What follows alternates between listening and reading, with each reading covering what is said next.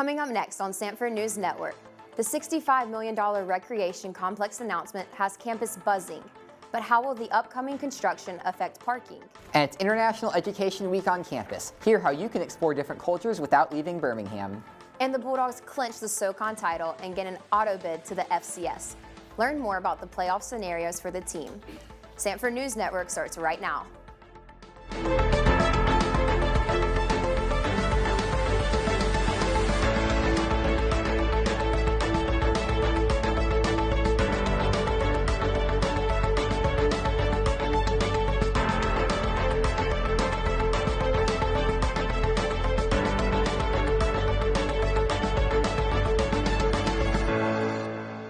Hello, and welcome to Samford News Network. I'm Morgan Hutchinson. And I'm Andrew Simonson. Thanks for joining us. Classes are canceled today at the University of Virginia in the wake of Sunday night's shooting. Police say a former football player at UVA killed 3 players and wounded 2 other students. Samford police are now asking our campus to remain vigilant in the wake of this tragedy. Just an hour ago, Chief Tommy Taylor released this statement. He says Samford University is an extremely safe and secure working, teaching, learning, and living environment. However, it takes the concerted efforts of all of us to keep the campus safe and secure.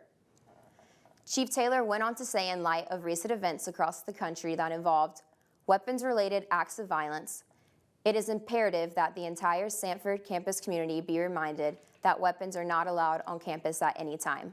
Samford police are asking anyone who sees something suspicious to call DPS immediately. Chief Taylor says campus police are always available to respond to any concerns you may have. Samford has announced construction will begin soon on a $65 million renovated recreation center. And while many are excited for the updated facilities, others are concerned with how the project may affect already limited campus parking. SNN's Chris Todd tells us what Facilities is doing to manage the upcoming construction and keep campus safe. Although Samford boasts record enrollment each year, this growth doesn't come without a cost. Honestly, the worst part about Samford and the most frustrating part, I would say, is the parking situation that we have. Parking. The parking here. The parking. Parking. Parking. Many students at Samford are consistently frustrated with the lack of convenient parking spaces, and even more so with the tickets that come alongside parking in the wrong zones. Coming to class, I now get here at 7:15 in the mornings when my class starts at 8, simply so I can get a spot. And then if I leave past 7:30, I'm donezo. So the parking's a big issue. Like, there's just really not a lot of spots to expand on campus, and I get that, but I think being a lot more lenient about parking tickets and just not, like, if I had heard a story about someone parking in Beeson because there wasn't any spots and then they got like a $200 ticket. So I think just being a little bit more understanding on that end would be helpful. After hearing all these complaints, I wanted to get the perspective of the man in charge. Meet Aaron Farrow, the Director of Transportation Services here at Samford. He has the tough job of enforcing the rules on parking. Although some may say that the Department of Transportation Services may be too firm with their ticketing, Mr. Farrow has a reason for it.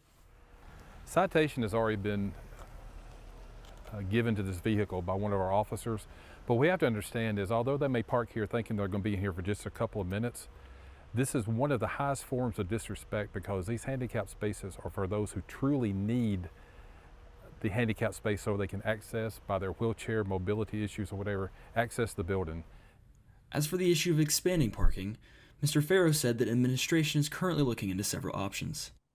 The plan that gets approved would have to go through a series of steps towards approval from the city to eventually get to the building process.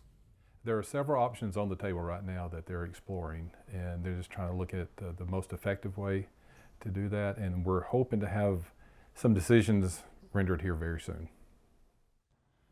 As for now, things will only get worse before they get better. Renovations on Seibert Hall will affect the number of parking spots available, but Mr. Farrow says administration is working to find the best way to stage construction equipment. It's coming soon. I don't know when. We don't know those exact dates, but there's still a lot of other options on that as well. They're looking at trying to be, how can they start the construction, do the renovations, and have the least impact on the university and our daily operations. While Seibert renovations may worsen an already frustrating problem, hopefully, students in the Department of Transportation can be a little more understanding of each other.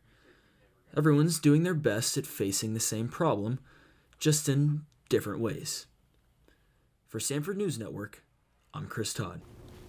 The university released renderings last week of the gym renovations. The project will enlarge and renovate existing buildings like Seibert Hall, Bashinsky Fieldhouse, and the first floor of the Beeson Center. Another third building will be added next to Seibert as well. The project is slated to begin after winter break. The complex is expected to be completed prior to fall 2024. This is the largest spending project in the university's history. This week, the Global Engagement Office is hosting International Education Week. The week is in partnership with the U.S. Department of State and Education. The GEO hopes to educate students about other cultures. Each event will be hosted by an international student organization from that region. International Ambassador Kayla Milner says this week is an important way to help campus understand other students and their cultures. It's so important because I feel like we can often overlook other countries and just become so focused on what we are, but we really live in an international world, and I think it's super important that we kind of incline ourselves more internationally and kind of know what's going on. For more information about all the events, visit at Samford Global on Instagram. As part of International Education Week, Spanish Club is hosting a worship service tomorrow. The entire service will be in Spanish. There will be subtitles to help those who don't know the language. The service will be led by students in Spanish language classes. Spanish Club President Sarah Westmoreland says this event has been a dream of hers for a long time. I just think it's amazing, and I love the real world aspect of it, of doing something that we do all the time in English but getting to do it in Spanish. The event will take place in Reed Chapel at 7. There will be convo credit offered. Last night, Reed Chapel hosted a women-led worship night. Beeson Center for Women in Ministry and the Pre-Ministerial Scholars Program hosted the event. Event leaders say the monthly service offers a unique chance for women to lead service for the Samford community. Michelle Mabry preached on John 11. She encouraged students through her sermon titled Before the Resurrection. This was the last women-led worship service of the fall. Samford Worship Arts Ensemble has been leading worship all across the state. Most recently, they led an evening service at Briarwood Presbyterian Church. The night was full of worshipful songs and a message from Pastor Harry Reeder. The group had support from Briarwood, Samford, and community members.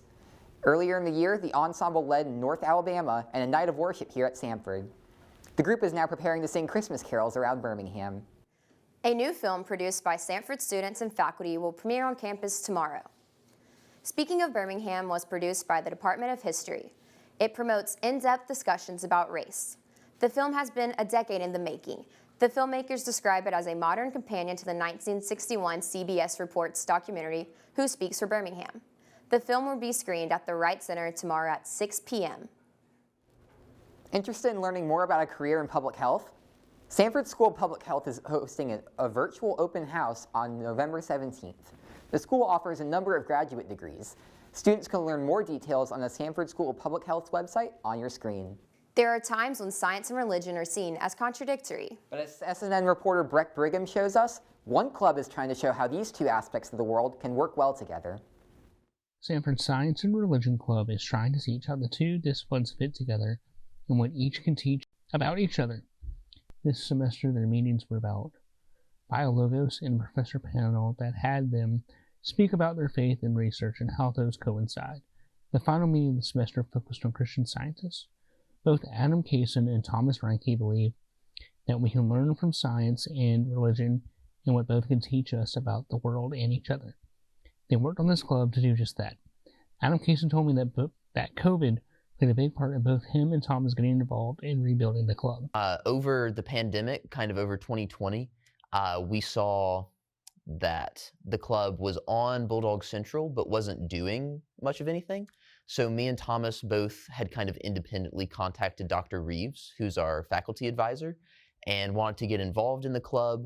And from there, he let us come up with events. We've had professor panels, and we're just really interested in the topic and wanted to show that to the rest of campus.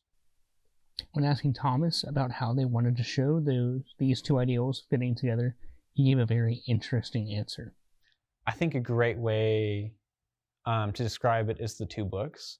There's the Bible, and there's also this book of nature, which is science. And I think you can view both of them and see them begin to intertwine. They also offer combo credit to help entice you to come. For SNN, I'm Breck Brigham. To learn more about the Science and Religion Club, visit Bulldog Central at samford.presence.io. Still to come on Samford News Network, the Bulldogs clinched the SoCon Championship. SNN will break down the FCS playoff scenarios for you. And Samford hosted its first ever Veterans Day celebration last week. Hear why it was a special moment for one Bulldog. Samford News Network will be right back. Welcome back. The Bulldogs get named the 2022 SoCon champs. This is their first championship win since 2013. They won 35-24 over Chattanooga to clinch the title. Quarterback Michael Hires threw for a total of over 350 yards and 4 touchdowns to secure the Bulldog win and be named Offensive Player of the Week. Hires says he can't believe the team's success. It's great. I mean, if you would have told me that at the beginning of the year, I would have been ecstatic that our only loss would have been to Georgia. So. The Bulldogs earned a qualifying bid to continue their season at home this Saturday against Mercer. Although they already have the SoCon title, the Bulldogs still have a lot to play for in their weekend matchup against Mercer. The committee will set the 24-team field this Sunday. Only the top 8 teams will be seeded and receive a bye to the second round. A win over Mercer this weekend would basically clinch a bye for Samford. But the Bulldogs still have a shot at a top 4 seed. Going into the final week of the season, there are several impactful games left to be played. Montana State hosts Montana. College game day will be on site for the ranked matchup between the Grizzlies and the Bobcats. William & Mary fight against Richmond in a rivalry game that could determine the auto bid for the Colonial Conference. Holy Cross needs a win over Georgetown to secure a bye. And a red-hot UC Davis team will play for their playoff lives against undefeated Sacramento State. FCS powerhouse North Dakota State looks to earn their first-ranked win over North Dakota this weekend. You can catch the FCS selection show this Sunday at 11:30 on ESPNU. Women's soccer competed in the Battle of the Bulldogs at the NCAA tournament this weekend in Athens, Georgia. Samford lost to Georgia 2-0. The team may not have come away with the win, but they were able to get more shots on goal than UGA. They also forced the UGA goalkeeper to tally more saves than Samford goalkeeper Emma Donnelly had to make. 10 Samford players took at least 1 shot. Leighton Glisson led the team with 2 shots on goal. We saw 17 players get playing time. The Bulldogs say they're proud of how they played despite the tournament elimination. The 9-year reigning SoCon champions will be back in action next fall. Thanksgiving break is next week, and Campus Life says you need to be making your plans now. The university is officially closed Wednesday through Friday. Residence halls are open during the break, but no visitation will be allowed. If you're leaving campus, Residence Life asks that you take out your trash, lock your windows and your doors. You should also take your keys and your ID and turn off all electronics and lights. The cafeteria will be closed after 10 a.m. on Wednesday. They'll reopen for dinner on Sunday. And if you're already in the Christmas spirit, SGA has you covered. They're hosting a Salvation Army Christmas Tree Angel Drive. You can adopt an angel at the Hub any day this week from 9 until 2. You will need to drop off your angel's gift on Monday, December 5th in the Howard Room between 9 and 2. SGA says this is a great way to give back to the community and spread Christmas cheer. Last week, Samford honored those who have served during its first ever Veterans Day celebration. And as SNN's Caroline Spikes tells us, it was a meaningful moment for some very special Bulldogs. President Beck Taylor hosted veterans from the Samford community last Friday with a celebration and a luncheon. The luncheon was held in the Conference Regents Room in the Brock School of Business. Dr. Taylor's team launched this idea back in the spring and hopes to come together as families, faculty, and students. We want our veterans population to know who each other is, to provide support for one another. We think that we can create some fun programming. Though it is the first year this celebration has taken place, Jonathan Edwards felt honored to be there. John Edwards, otherwise referred to as Papa John, served in the Navy for over 6 years. He was drafted out of college when he was later sent to Vietnam as a diving officer. After his time spent overseas, he says he came back a different person. I was very defensive. I was very aggressive. I can still be that way. My character can turn that way if you rub me wrong. But it's interesting. God has used me. Despite his challenges, he is proud to be an American veteran. He says he hopes this event will help people realize what it means to serve our country, as it means a lot to him. We need to wake up our nation to this fact more and more, not just here, but other schools. Papa John, along with the other attendees, were honored to receive the Samford Challenge coin given by President Taylor. As the president hopes the coin is a starting point to launch other programs, he also knows it carries more weight than he can imagine. And that coin is just a visible representation of the esprit de corps that our veterans on campus experience. Moving forward, President Taylor wants to make sure Samford pays their respect to our veterans year-round. With the Samford News Network, this is Caroline Spikes. That's all the time we have left for Samford News Network. Join us for our next show on December 1st. In the meantime, get all your latest SNN news online at thesamfordcrimson.com or on Instagram at SNN Samford. Happy Thanksgiving to all of us from the SNN News team. Have a great day.